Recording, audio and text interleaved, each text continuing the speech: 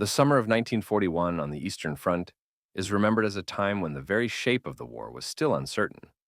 The front line moved like a living thing, retreating, bending, collapsing in some places, holding stubbornly in others. For the men of the Red Army's 1075th Rifle Regiment, part of the newly formed 316th Rifle Division, this uncertainty was not an abstract idea. It was the air they breathed. Their regiment, made up of reservists, volunteers, teachers, drivers, factory workers, and a surprising number of former frontier guards, had been rushed toward the front as soon as the scale of the German breakthrough near Smolensk became clear. Among these men was a commander who, until the war began, few had ever heard of, Captain Ivan Petrovich Serdyukov, born in 1906, a quiet officer with a reputation for discipline and calm thinking.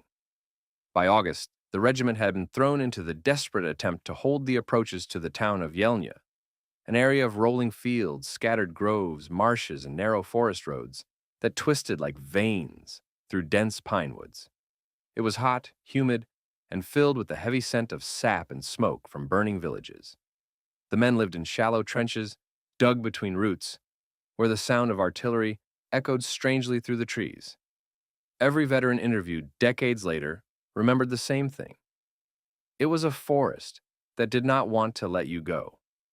The German advance in this region was relentless. Motorized infantry probed the Soviet defenses almost daily. Heavy artillery and mortars struck the lines with mechanical precision.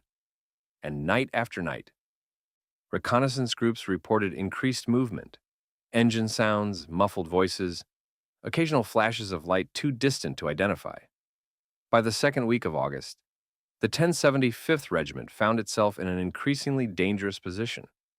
A German strike group had bypassed one of the flanks and moved deep along a forest road, threatening to close a pocket behind several Soviet battalions. Radio communication became unstable. Runners disappeared. Some positions received no orders for hours at a time.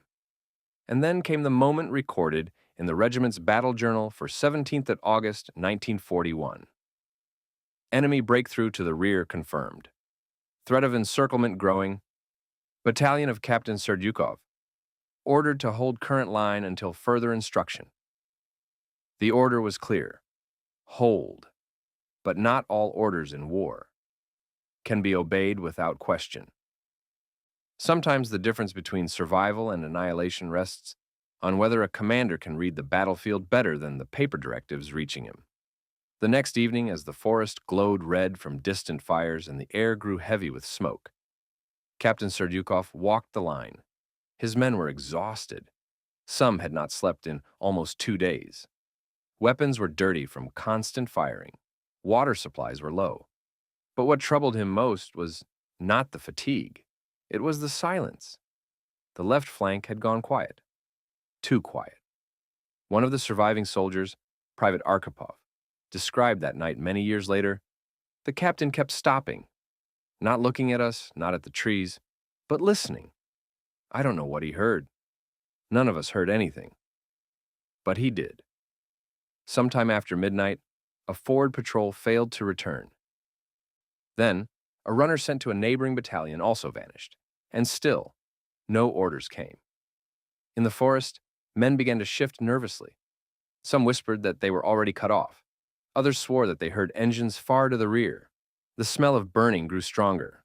The sky glowed faintly from artillery flashes. Serdyukov made his decision shortly after 2 a.m., as recorded in the surviving memorandum written by his political officer. The captain believes the regiment is in danger of encirclement. After assessing the situation, he ordered a covert withdrawal to secondary defensive positions, despite the absence of new orders. This decision would later save 227 men. But at that moment, it was an act of disobedience that could have ended his career, or his life, had the situation been misjudged. The withdrawal began slowly, almost silently. Machine gunners wrapped cloth around their weapons. Stretcher bearers carried the wounded between trees, stepping carefully over roots. Scouts moved ahead, signaling when German patrols crossed the forest roads. The men breathed heavily, not from exertion, but from fear. Fear of being discovered. fear of being too late. Behind them, the dark forest was filled with the faint crackle of distant fire. In front of them lay uncertainty, exhaustion, and the hope that Serdyukov's instinct was correct. By dawn, the first German units reached the abandoned Soviet trenches. At 0640, according to a captured German after-action report, artillery and mortars obliterated the positions. Positions now empty. Positions where more than 200 men would have been standing. The trap had closed, but the battalion was no longer there. And this was only the beginning. By dawn on 17th of August 1941, Captain Serdyukov's battalion had already been moving for nearly 3 hours. The forest was still dark, filled with long shadows and drifting smoke. But to the east, the sky had begun to pale, thin streaks of gray-blue appearing through the canopy. It was the most dangerous moment for any withdrawal. Under the first light of morning, shapes became visible. Movement stood out. A single careless sound could reveal the entire battalion. Yet the men pushed on. Some stumbled from exhaustion. Others clutched their rifles with stiff, trembling hands. But all followed the captain. Private Arkhipov, one of the survivors, later recalled. He walked in front, but not too far. He always stayed close enough that we could see him. If he stopped, we stopped. If he moved, we moved. It was like he was guiding us through a place only he could see. Behind them, the artillery began. Shortly after 6:40, German batteries, previously sighted on the original Soviet line, opened fire with devastating accuracy. The bombardment is documented in a captured German report from Infantry Regiment 20, which states, "We conducted a concentrated strike on the enemy's forward trenches. Observation indicated heavy destruction and likely elimination of hostile forces. But the trenches were empty. The German commanders believed the Soviets had been annihilated. They moved patrols into the smashed positions with caution, expecting survivors to be crawling or hiding among the shattered logs and collapsed dugouts. Instead, they found only silence, broken earth, fallen trees, and the twisted remains of equipment left behind. What they did not know, what they could not know, was that the battalion they were searching for was already several kilometers deeper in the forest, struggling through thick undergrowth, trying to avoid the road where German patrols hunted for stragglers. The first confrontation. Around 8:15, according to the battalion's own after-action report, the scouts detected enemy movement ahead. A small German reconnaissance group, 4 men, was moving parallel to the Soviet column, unaware of how close they were. Serdyukov ordered everyone to freeze, not to take cover, not to retreat, just freeze. For nearly 40 seconds, no one moved. Not a breath, not a step, not the rustle of a coat. Only the scouts watched through the trees. Finally, the Germans moved on, following the forest road without realizing that more than 200 Soviet soldiers were hidden less than 60 meters away. Private Grigoriev, one of the scouts, described the moment. "I could hear my heartbeat. If they had taken one step off the road, just one, all of us would have died there." This avoidance, more than any firefight, defined the success of the withdrawal. Serdyukov understood a simple truth. A battle would doom them. Silence was their shield. The decision at the ravine. By midday, the battalion reached a ravine that cut through the forest. It was deep, tangled with roots, and difficult to cross, but it offered cover. Serdyukov halted the column and ordered a defensive perimeter, not to fight, but to rest. For the first time in nearly 30 hours, the men slept. Some collapsed onto the mossy ground. Others leaned their backs against trees and closed their eyes. A few tried to stay awake but failed. Fatigue overtook them like a physical force. Yet the captain did not sleep. He walked the perimeter, speaking quietly with the remaining officers. They had lost contact with the regiment. The flank was gone. The nearest friendly forces were estimated, based on the last known positions, to be at least 9 to 12 kilometers east. It was during this halt, according to political officer Korneev's later testimony, that the captain said something rarely expressed aloud in the chaos of 1941. "We are responsible for these men, all of them. I will not leave a single one here." This vow appears again in 2 independent post-war memoirs, resuming the march. By late afternoon, the battalion moved again, this time more slowly, conserving strength. Scouts were sent ahead constantly. Some returned with reports of German columns moving north. Others warned of artillery units repositioning.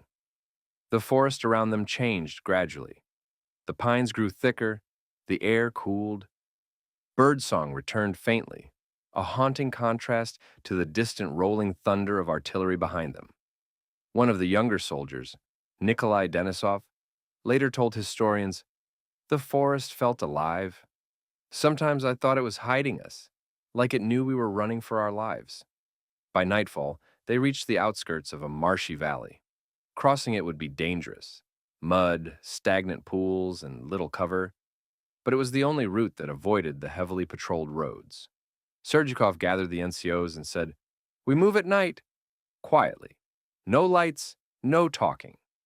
If someone sinks, we pull him out. No one gets left behind." They moved in single file, stepping from one patch of firm ground to another. Several men slipped into waist-deep mud, but others pulled them out. Not a single voice was raised. It took nearly 5 hours to cover less than 2 kilometers. By the time they reached solid ground again, every man was soaked, shivering, exhausted, but alive. German reaction. Meanwhile, the German command remained unaware that a large Soviet force had slipped behind their lines. Fragments from German radio logs, translated in post-war studies, show that reconnaissance units reported no organized Soviet formations detected in the forest pocket. Assumed destruction of enemy battalion at earlier positions. Their assumption bought the battalion precious hours. The turning point.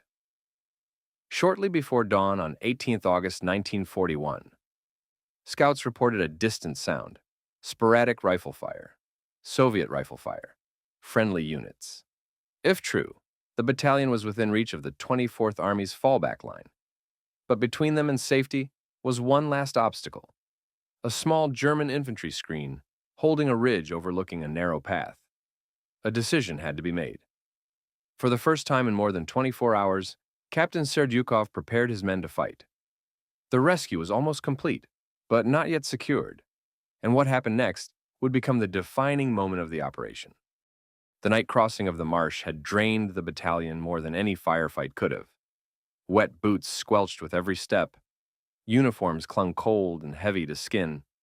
Mosquitoes swarmed in clouds. Many men walked half asleep, pulled forward only by discipline and the steady, unhurried voice of Captain Serdyukov, urging them onward through the dark. But just before dawn, something changed. A faint crack of rifle fire echoed from the east. Not German Mauser fire, but the sharper, different cadence of Soviet Mosin rifles. Men stopped. Some lifted their heads instinctively. Others stared into the dark with wide, exhausted eyes. It meant they were close. It meant someone was holding a line, and they were behind it. But between the battalion and that friendly line stood a low ridge covered in thick underbrush. German infantry had dug into the slope days earlier to secure the forest road. According to a German map fragment recovered after the war, the position belonged to a strong point of Infantry Regiment 268. The Soviets could not go around it. Marsh to the left, exposed clearing to the right. If they attacked in a daylight, they would be seen and cut down. If they waited, German patrols might trap them again. The decision was simple in principle, but painful in cost. They had to break through. Preparing for the final push, Serdyukov assembled what remained of his officers. Some had lost their weapons crossing the swamp. 2 were limping from sprained ankles. 1 had a bandaged arm from a shrapnel cut earlier in the retreat. He spoke quietly but clearly. "We will move at first light. We strike fast. We do not stop. Once we reach the other side of the ridge, we run until we reach our own lines. No one stays behind." This last promise would define what followed. The battalion had only 2 light machine guns still functioning. The mortars had been abandoned earlier, too heavy for exhausted men to carry through the marsh. Ammunition was low. They would succeed not with firepower, but with surprise. The attack on the ridge. At 04:55, as a thin gray light touched the treetops, Serdyukov gave the order. The scouts went first, slipping silently between ferns and fallen logs. Behind them came the rifle companies, moving in a staggered line through the undergrowth. Men breathed in short, controlled intervals, sweat mixed with swamp water on their faces.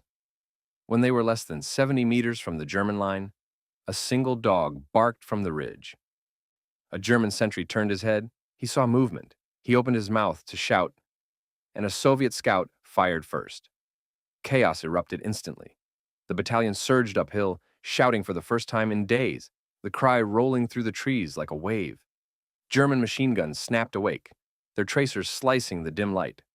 Bullets tore into branches, splintering wood, flashing sparks off stones. Private Denisov described it years later. I do not remember running. I remember the ground rushing under me. I remember shouting because it meant I was still alive.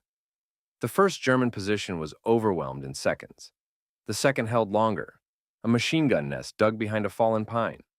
It pinned down half a Soviet platoon until Sergeant Baranov, a former logger from the Urals, crawled behind it and threw a grenade into the pit. The explosion shook the slope. The battalion kept pushing. Some fought with rifles, some with grenades. A few, out of ammunition, used bayonets or the butts of their weapons. It was not a clean battle. It was not a heroic charge in the traditional sense. It was a desperate, exhausted, mud-covered struggle for survival, the last barrier between life and oblivion. But slowly, relentlessly, they forced the Germans back. At 05:32, according to the battalion's after-action notes, the ridge was taken. The final dash, but taking the ridge was not the end. Down the eastern slope, German reinforcements were already moving, alerted by the noise. Serdyukov saw them first, a column of infantry advancing cautiously between trees, rifles raised, spreading into a skirmish line. If the exhausted battalion stayed on the ridge, they would be encircled again. So he shouted the simplest order of the entire operation. Run! The men bolted downhill. Some stumbled. Others fell and were pulled up by their comrades. Machine gun bursts whipped overhead. Branches snapped. Rifle fire cracked in every direction. And then, unmistakably, someone ahead shouted, "Hold fire! That's our own! Hold fire!" A Soviet platoon from the 24th Army's fallback line appeared from behind felled trees. Their commander, Lieutenant Sazonov, later wrote in his report, "Out of the forest came a group of men looking half dead. They ran as if chased by the fire of hell itself. Only when they reached us did they collapse on the ground." The battalion had done it. They had broken through. Out of the original group, 227 men survived, bruised, hungry, exhausted, but alive. German confusion. German reports from later that day show genuine bewilderment. A fragment captured post-war reads, "Enemy forces believed destroyed earlier were later encountered near Soviet defensive lines. Unclear by what route they escaped encirclement. They never learned how close they had come to wiping out the battalion. They never learned that Serdyukov's nighttime decision had saved hundreds." Aftermath. When the survivors reached the regimental HQ that evening, they were barely recognizable, covered in swamp mud, pine needles, and soot. Many could hardly speak. Serdyukov gave his brief report, just a few sentences, simple and factual. Then he sat down on a crate outside the command dugout and finally allowed himself to breathe. He had brought them home, and word spread. All along the forest line, officers nodded quietly when his name was mentioned. Soldiers spoke of his calm. Scouts repeated the story of how he had frozen an entire battalion in silence, while German patrols passed within meters. His action did not make newspapers. He received no immediate award. In the chaos of 1941, acts of survival rarely did. But among the men who lived because of him, His name was spoken with a respect that outlasted the war. The rescue at Yelnya became one of the countless small, undocumented miracles that kept the Eastern Front from collapsing completely in those catastrophic first months. In the days after the breakout, the remnants of Captain Serdyukov's battalion were assigned to defensive duties while the regiment regrouped. Word spread quickly along the 24th Army's positions about a unit that had walked out of death, a battalion the Germans believed destroyed, yet which appeared at the fallback line alive. Some officers came to see them out of curiosity. Others brought spare boots, blankets, or water. No one asked for grand stories. They could see everything in the men's faces, exhaustion etched so deeply it seemed carved into bone. The battalion's official report was short, too short, according to modern historians. It contained no embellishments, no dramatic flourishes, only the facts. Withdrew under imminent threat of encirclement. Reached friendly lines after overcoming enemy resistance. Personnel losses, heavy. Survived. 227. But among themselves, soldiers spoke more openly. They talked about the silence in the marsh, about the dog barking on the ridge, about the moment they froze as German boots crunched the forest road a few meters away. And they spoke of the captain, how he kept moving among them, exhausted but unbroken, pushing men to stay awake, stay quiet, stay alive. One private said later, "I don't remember how many bullets were fired. I don't remember how many kilometers we walked. I remember only that the captain said, 'We all go together.' And he kept that promise." Recognition. Without headlines.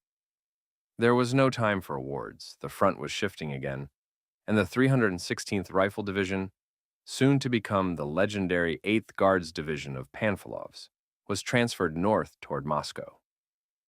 Serdyukov and his men continued fighting through the autumn. Only later, in October 1941, did the divisional headquarters acknowledge the Yelnya breakout when reviewing unit actions. The battalion of Captain I.P. Serdyukov showed exemplary discipline and initiative during enemy encirclement, prevented loss of personnel, withdrew in full order, engaged enemy rear unit with success. There was no award attached to this note, no promotion, no public mention. Such were the realities of 1941. But soldiers do not forget. The fate of Captain Serdyukov. Archival personnel records show that Ivan Petrovich Serdyukov continued to serve without interruption.